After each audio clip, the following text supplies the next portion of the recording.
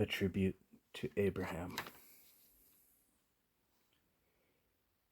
If there were no eternal consciousness in a human being, if underlying everything there were only a wild, fermenting force, writhing in dark passions that produced everything great and insignificant, if a bottomless, insatiable emptiness lurked beneath everything, what would life be then but despair? If such were the case, if there were no sacred bond that tied humankind together, if one generation after another rose like leaves in the forest, if one generation succeeded another like the singing of birds in the forest, if the human race passed through the world as a ship through the sea, as the wind through the desert, a thoughtless and futile activity, if an eternal oblivion always hungrily lay in wait for its prey, and there were no power strong enough to snatch it away, then how empty and hopeless life would be. But that is why it is not so. And as God created man and woman, so he fashioned the hero and the poet or orator. The latter can do nothing that the former does. He can only admire, love, and rejoice in the hero. Yet he too is happy, no less than the former, for the hero is, so to speak, his better nature, with which he is infatuated, yet delighted that it is, after all, not himself, that his love can be admiration. He is the guardian spirit of recollection. He can do nothing without remembering what has been done, do nothing without admiring what has been done. He takes nothing for himself, but is protective of what is entrusted to him. He follows his heart's desire, but when he has found what was sought, he wanders about to every man's door with his song and speech, so that everyone may admire the hero as he does, be proud of the hero as he is. This is his achievement, his humble task, his faithful service in the house of the hero. If he remains true to his love in this way, if he struggles day and night with the cunning of oblivion, which wants to trick him out of the hero, then he has fulfilled his task. He is united with the hero, who has loved him just as faithfully, for the poet is, so to speak, the hero's better nature, feeble like memory, to be sure, but also glorified like memory. Therefore, no one who was great will be forgotten, and even if it takes a long time, even if a cloud of misunderstanding whisks the hero away, his lover still comes, and the more time goes by, the more steadfastly he clings to him. No, no one who was great in the world will be forgotten, but each was great in his own way, and each in proportion to the greatness of what he loved. For the one who loved himself became great by himself, and the one who loved other persons became great by his devotion. But the one who loved God became greater than everybody. Each will be remembered, but each became great in proportion to his expectation. One became great by expecting the possible, another by expecting the eternal. But the one who expected the impossible became greater than everybody. Each will be remembered, but each was great wholly in proportion to the magnitude of that with which he struggled. For the one who struggled with the world became great by conquering the world, and the one who struggled with himself became great by conquering himself. But the one who struggled with God became greater than everybody. Thus there was conflict in the world, man against man, one against 1,000. But the one who struggled with God was greater than everybody. Thus there was conflict on the earth. There was the one who conquered all by his power, and the one who conquered God by his powerlessness. There was the one who relied on himself and gained everything, the one who, secure in his own strength, sacrificed everything. But the one who believed in God was greater than everybody. There was the one who was great by his power, and the one who was great by his wisdom, and the one who was great by his hope. and the one who was great by his love. But Abraham was greater than everybody, great by that power whose strength is powerlessness, great by that wisdom whose secret is folly, great by that hope whose form is madness, great by that love which is hatred of oneself. By faith, Abraham emigrated from the land of his fathers and became a foreigner in a promised land. He left one thing behind and took one thing with him. He left his worldly understanding behind and took faith with him. Otherwise, he undoubtedly would not have emigrated, but surely would have thought it preposterous. By faith, he was a stranger in a promised land, and there was nothing that reminded him of what was dear to him. But his soul was tempted to wistful nostalgia by the novelty of everything. And yet he was God's chosen one, in whom the Lord was well pleased. In fact, he had been cast away, banished from God's grace. He could have understood it better, but now it certainly seemed like a mockery of him and his faith. There was also in the world one who lived in exile from the ancestral land which he loved. He is not forgotten, nor are his songs of lamentation, when in sadness he sought and found what was lost. From Abraham there is no song of lament. It is human to lament, human to weep with the one who weeps, but it is greater to believe, more blessed to behold the believer. By faith, Abraham received the promise that in his seed all the generations of the world would be blessed. Time passed, the possibility was there, Abraham believed. Time passed, it became preposterous, Abraham believed. There was one in the world who also had an expectation. Time passed, evening drew near. He was not wretched enough to have forgotten his expectation. Therefore, neither will he be forgotten. Then he sorrowed, and the sorrow did not cheat him as life had done. It did everything it could for him. In the sweetness of sorrow he possessed his disappointed expectation. It is human to sorrow. It is human to sorrow with the sorrowing one. But it is greater to believe, more blessed to behold the believer. From Abraham we have no song of sorrow. He did not mournfully count the days while time passed. He did not look at Sarah with suspicious eyes as to whether she had not become old. He did not halt the movement of the sun so that Sarah would not grow old, and with her his expectation. He did not soothingly sing for Sarah his mournful melody.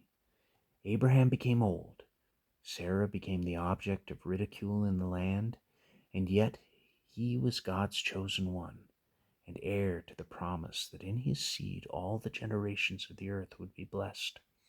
So would it not have been better, after all, if he were not God's chosen one?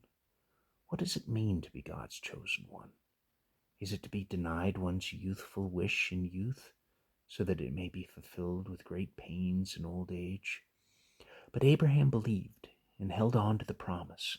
If Abraham had wavered, then he would have given up. He would have said to God, "Well, perhaps it is not your will after all that it should happen, so I will give up the wish. It was my only wish, my blessedness. My soul is sincere. I harbor no hidden resentment because you denied it." He would not have been forgotten. He would have saved many by his example, but still would not have become the father of faith. For it is great to give up one's wish, but it is greater to keep a firm grip on it after having given it up. It is great to lay hold of the eternal, but it is greater to stick doggedly to the temporal after having given it up. Then came the fullness of time. If Abraham had not believed, Sarah might well have died from sorrow, and Abraham, dulled by grief, would not have understood the fulfillment, but only smiled at it as at a youthful dream. But Abraham believed. Therefore, he was young, for the one who always hopes for the best grows old, cheated by life, and the one who is always prepared for the worst grows old prematurely, but the one who believes preserves an eternal youth. So let us pay tribute to that story. For Sarah, though aged, was young enough to crave the pleasure of motherhood, and Abraham, though gray-haired, was young enough to wish to be a father. Outwardly, the wonder is that it happened in accordance with their expectation. In a deeper sense, the wonder of faith consists in Abraham and Sarah being young enough to wish, and in faith's having preserved their wish, and with it their youth. He accepted the fulfillment of the promise. He accepted it in faith, and it happened according to the promise, and according to faith. For Moses struck the rock with his staff, but he did not believe. So there was rejoicing in Abraham's house when Sarah stood as a bride on their golden wedding anniversary. But it was not to remain that way. Abraham was to be tried once more. He had fought with that ingenious power within which it invents everything, with that vigilant enemy which never dozes, with that old man who outlives everything. He had fought with time and kept the faith. Now all the frightfulness of the struggle became concentrated in one moment, and God tested Abraham and said to him, "Take Isaac, your only son, whom you love, go to the land of Moriah, and offer him there as a burnt offering upon a mountain that I will show you." Thus everything was lost, which is even more frightful than if it had never happened.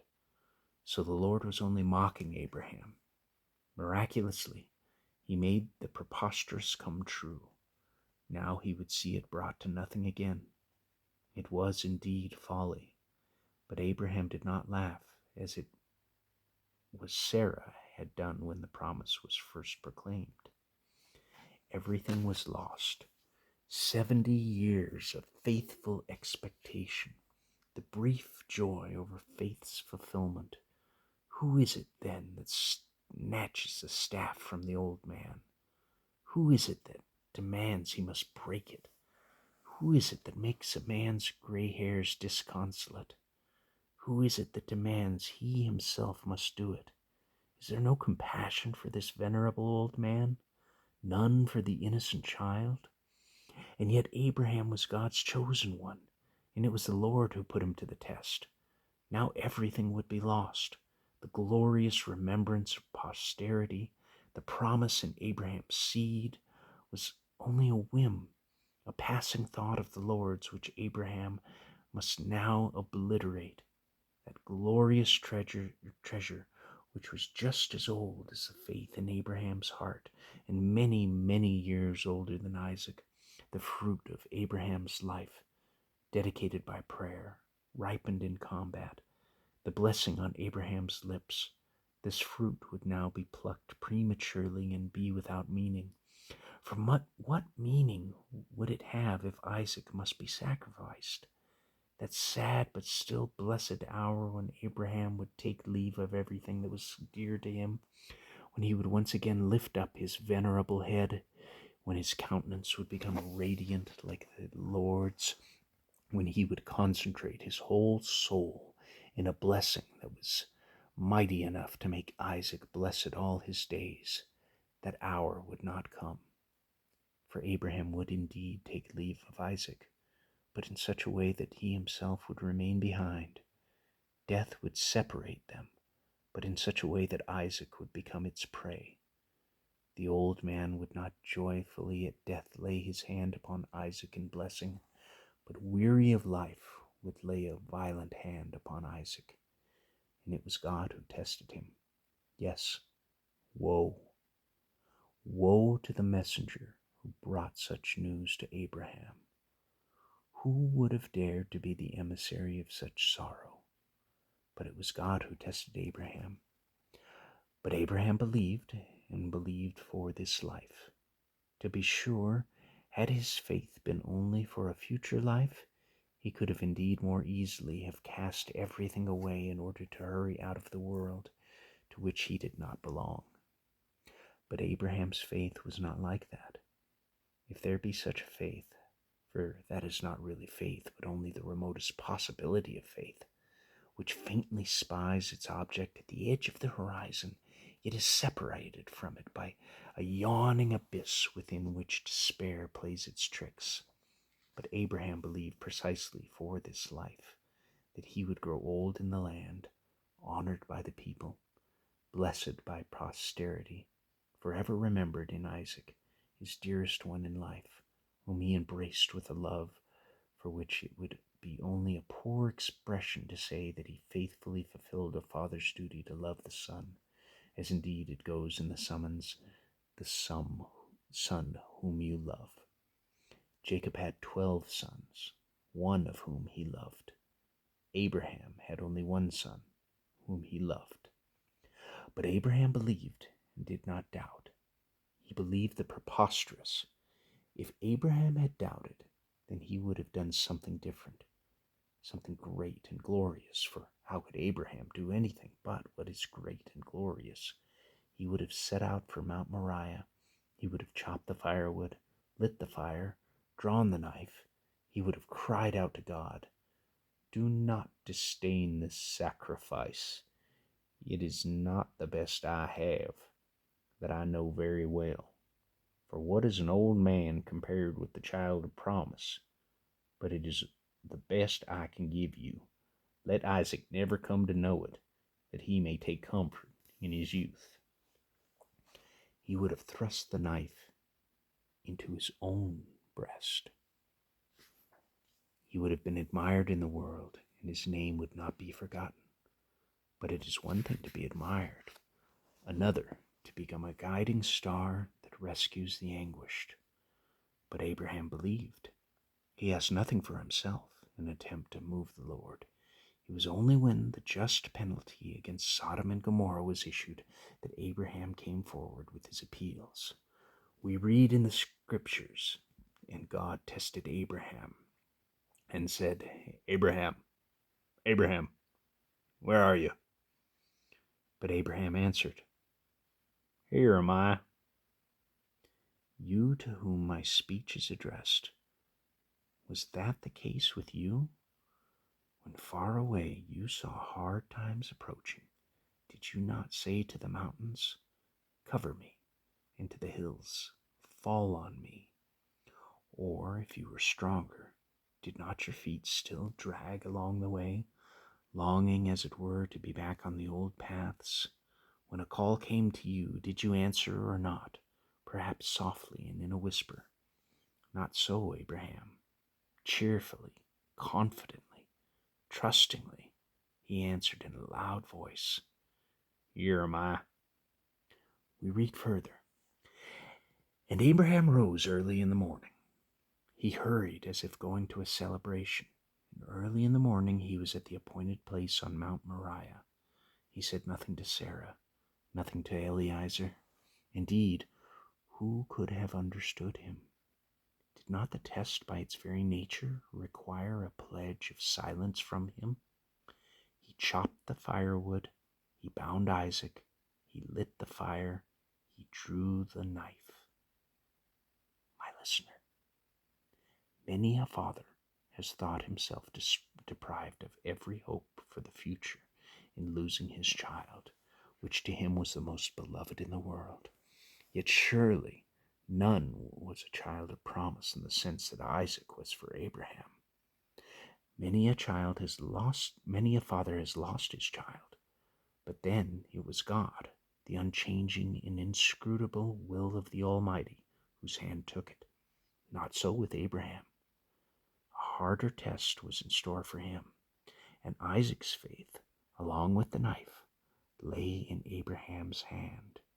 He stood there, the old man, with his only hope. But he did not doubt. He did not look anxiously to the right or to the left. He did not challenge heaven with his appeals. He knew it was the God Almighty who tested him. He knew it was the hardest sacrifice that could be demanded of him.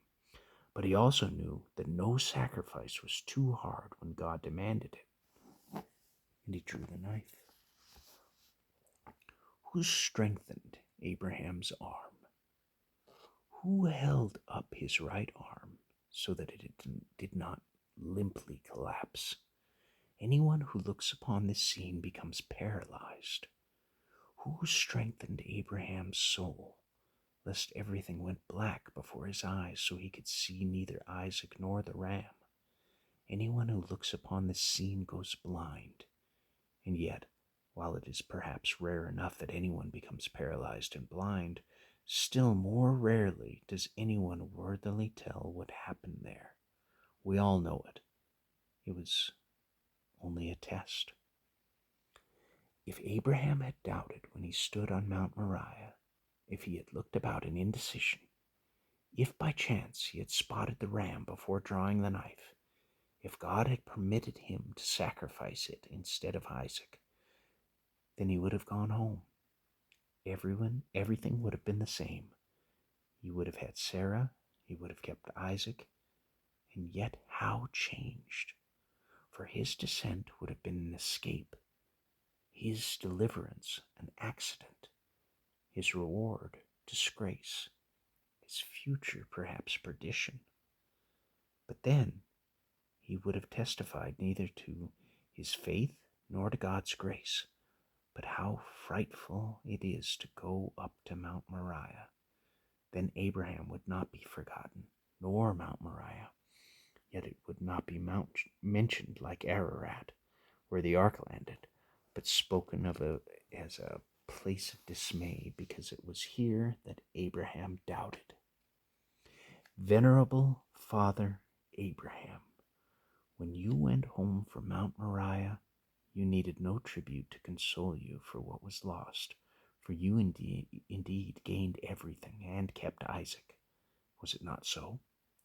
The Lord never again took him from you, but you sat happily at dinner with him in your tent, as you do in the next world forever. Venerable Father Abraham, thousands of years have elapsed since those days, but you need no latter-day lover who can snatch your memory from the power of oblivion, for every language commemorates you, and yet you reward your lover more gloriously than anyone. In the world to come, you make him blissfully happy in your bosom. Here you captivate his eyes and heart by the wonder of your deed. Venerable Father Abraham, second father of the human race, you who first felt and testified to that prodigious passion which disdains the frightful battle with the raging elements and the forces of creation in order to struggle with God, you who first knew that supreme passion, the holy, pure, and humble expression for the divine madness admired by pagans, forgive the one who would speak in praise of you if he did not do it properly. He spoke humbly, as was his heart's desire. He spoke briefly, as is becoming, but he will never forget that you needed 100 years to get a son of your old age, contrary to expectation, that you had to draw the knife before you kept Isaac. He will never forget that in 130 years you got no further than faith.